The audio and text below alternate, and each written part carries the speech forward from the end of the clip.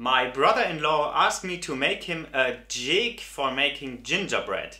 And of course I said yes, because that means I would also get a few and they are quite yummy. So the jig is quite simple and also a beginner lathe project. Let me show you what I did and how I did it. Let's go. I've prepared the glue up of 2 pieces of ash to get a wide board. Next I need to joint and plane it nice and smooth, or I'll do this. Perfect.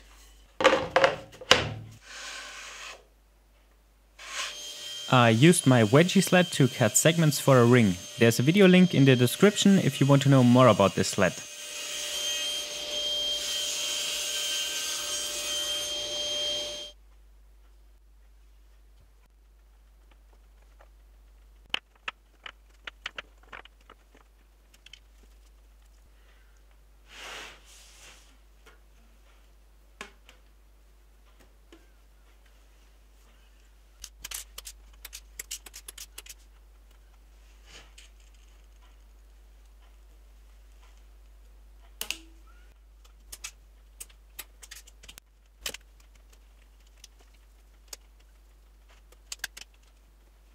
It's 3 hours later and the glue is dry.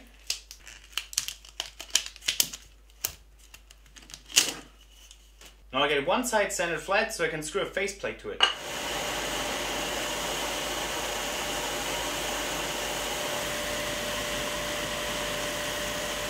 Now about centering it. And as this is hardwood, it's quite important to pre-drill for the screw holes.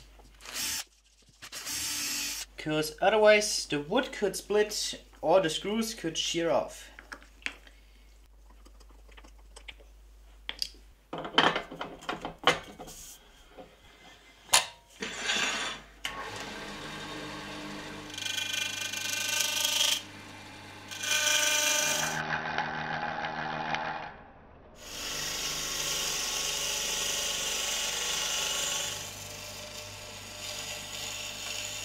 Here I added a few decorative grooves.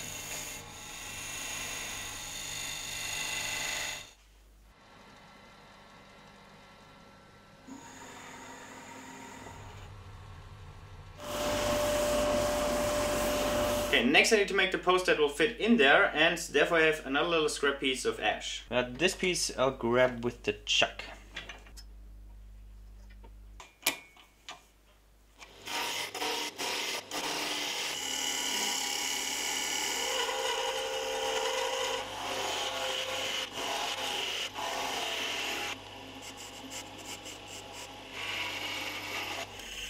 Then drilling and threading a hole.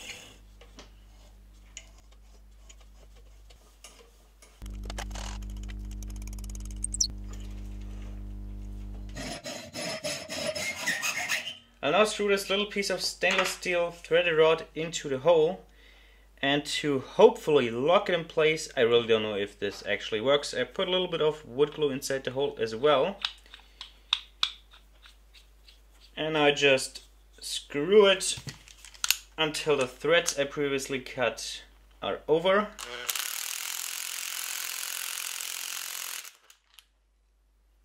That shouldn't come loose. And then I glued it in place.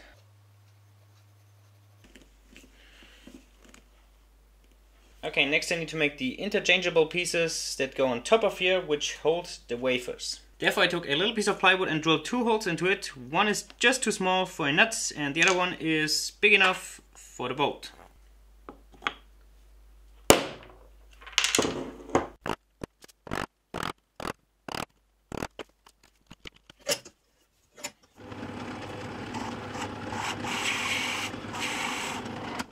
I've prepared 3 of them as I want to make 3 different sizes for this. Now I need to turn the matching taper so it fits exactly on this one. Therefore I can mount it with a screw in the chuck on the lathe.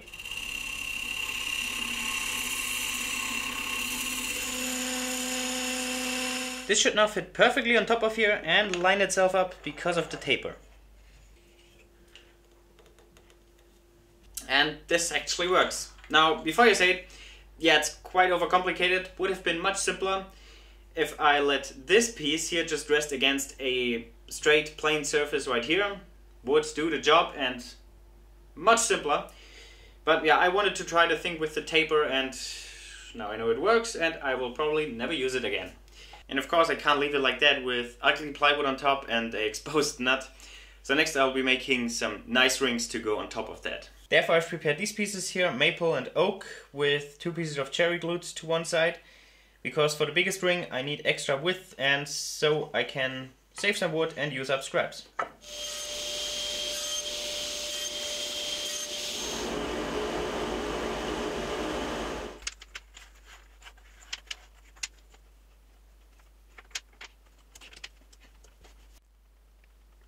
This ring is actually small enough so I can get the rubber band around there without the nails.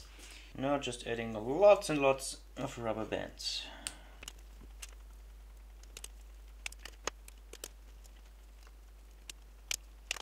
Alright, got 4 rings glued up. I made 1 extra one in case I screw up. And now to answer a question that I get from time to time is, how do I keep my workshop so clean? It always looks so clean in the videos. And well, the truth to that is, I don't. This is how it usually looks mid-project. The workbench is of course always a complete mess. The floor is full of shavings. Yeah, that's how I keep it clean. One problem with closed segmented rings is always that it's practically impossible to get it fully closed and make all the tips of the little segments meet exactly at the center. You will always end up with a little hole like here. And these ones I did pretty good, but if you look really close you can see the imperfections. So to cover that I turned a walnut dowel, which I now just glue in the center. Now I can screw these different tabs onto the actual piece and turn them to shape in place.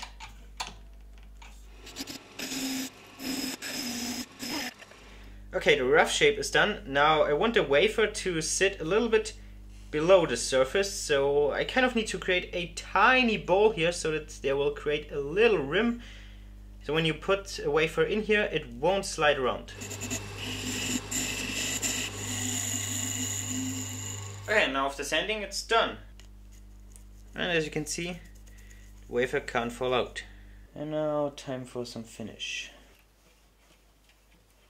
And this is water-based polyurethane, or it's also called flooring varnish. It dries out really hard and shiny. That's what we want here.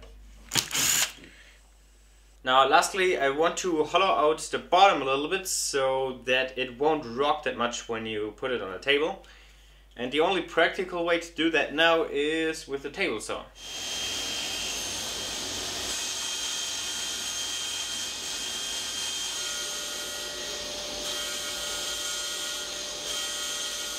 I did about 10 or 15 passes, raising the blade 1 or 2 millimeters every time until I got here, and I think that's quite enough. And now how this jig works.